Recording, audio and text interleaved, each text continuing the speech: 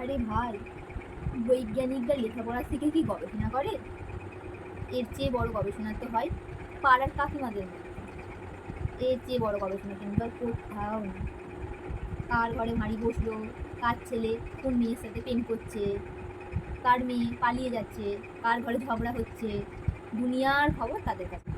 যেই সব কাকিমারা অন্যের বদনাম করে, সমালোচনা করে, তাদের চেয়ে সর্বজ্ঞানী আর কেউ নেই। তারা নিজেদের সর্বোচ্চ জ্ঞানী মনে করে। আসলে তারা কি জানেন?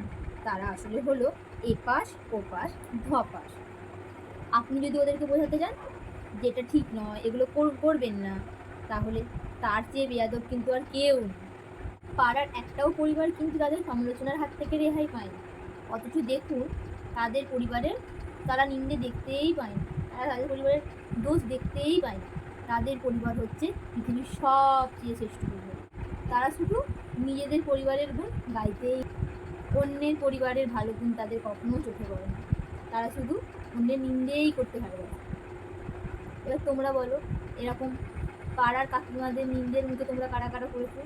তোমাদের নামে কোন কোন কাকিমারা কি বদনাম দিয়েছে? কমেন্ট করে জানিও কিন্তু। ততক্ষণ ভালো থাকবে। Bye bye.